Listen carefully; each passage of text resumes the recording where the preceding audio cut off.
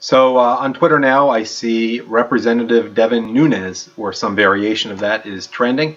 And this is how it works. They're going to bring up irrelevancies, everything to distract from the important points in his memo, in the memo of the committee, which is that Obama administration totally involved in spying, surveillance, everything that would be considered treason or something not far short of it right now. But they don't want you to know that. So in addition to the things that are positive, to be fair, this is what they want to stick you with, thinking about Devin Nunes. So I see near the top, you have this, putting on my glasses, Democratic member of the divided House Intelligence Committee wants Representative Devin Nunes, the Republican chairman, to step down. You know, it's the same thing Pencil Neck Schiff was saying a few days ago. He's a Democrat. You can't trust him. You know they're just going to say what's partisan, what will protect Obama and crooked Hillary. And so we have this quote, "I hate to say that because Devin Nunes is someone that I worked with pretty well before, but I think that the harm is irreparable." Do you really take this guy seriously? Do you think there's any honest, well, that's an exaggeration, honest bone in his body, but do you think that he's someone who can be trusted? Anyone who's joining the Democratic Party today, from Eric Swalwell, I hope he wasn't picked on in high school, and I hope he wasn't effeminate, because that would be a very unfortunate name. And then, who else is being featured? John Dean, lawyer for Richard Nixon, who wasn't exactly a conservative, certainly by the end. This is someone we're supposed to take seriously. And now he's a CNN contributor. Oh, that's a 1-2 punch right there. What did he say? He said, ICYMI, that's one I don't even know. Devin's hometown newspaper does not think well of dubious scheming with Trump. And he has an opponent who can send him back to the farm. And it's basically for his Democrat opponent. John Dean, you probably have an idea what he is now to try to salvage some career for himself. Okay, but look at the things that you should probably look into a little bit more there. Hometown newspaper, the Fresno Bee he's talking about, owned by McClatchy. It's one of the biggest national newspaper media companies. It's not a hometown newspaper like some venerable guy with a printing press in the hometown. Give me a break. And just let's look at some other things John Dean had to say. Oh, cute. He has his dogs up there. What a gentle, innocuous guy. This thread from someone, he quotes Senator Dianne Feinstein. Enough said. I'll give you a few seconds to read it. Senator Dianne Feinstein. Consider the source. This is whom he's retweeting. Then we have this. He editorializes. You know, he doesn't have anything to say about the other people sort of quietly scramming from the FBI. One of Comey's closest confidants, as Rush Limbaugh talked about last week, just sort of left the FBI. The FBI a few days ago.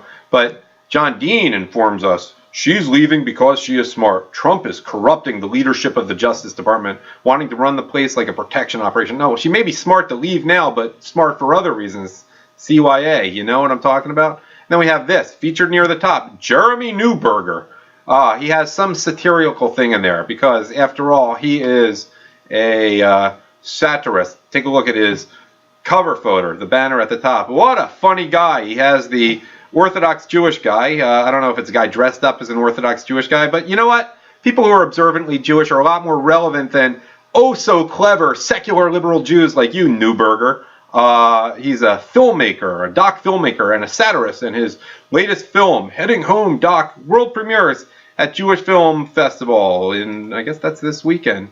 And look, I mean, there's so many crappy Jewish documentaries made, usually by kids whose rich parents can finance that as a career, and they're so bad a lot of the time. No idea of how to edit. They put in like these long shots, and so he has one about Heading Home, the tale of Team Israel. Okay, so people are going to buy it because it's sports, it's Jews.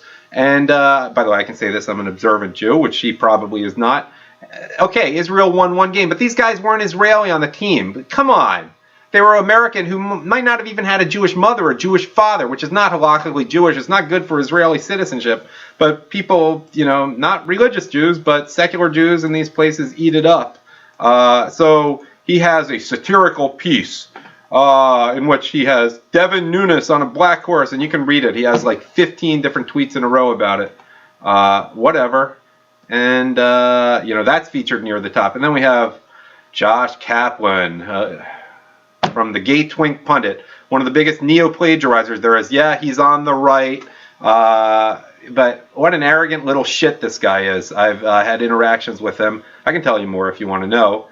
And the guy, he goes so quickly between one article and another, he neo-plagiarizes, which means like often half the article is just according to name of source here. Then he has like 5 paragraphs in a row, but that's how they crank them out, get as many clicks as possible. So you can see here, there has been almost 100 leaks, so he couldn't even bother proofreading. He's got to move from one to the other just as quickly. Yeah, he's on the right, on our side. Frankly, I don't know about it. Just sometimes you can tell. Take a close look at this guy's picture sometime. Consider the context.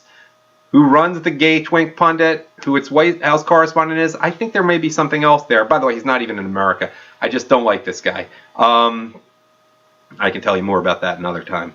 But yeah, I busted him when he tried to do some clickbait article about NFL stadiums being empty. Yeah, I have a problem with the Kaepernick thing. But then he put the Philadelphia, this was like in November. He had the Philadelphia Eagles stadium as being empty. He had 5 seats of like people who were probably tailgating before that.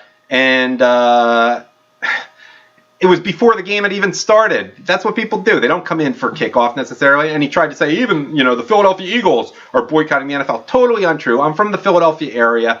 Not defending Kaepernick, but I called him out on that. That led to some ugliness between him and me. And I am off the main topic, but you get the point.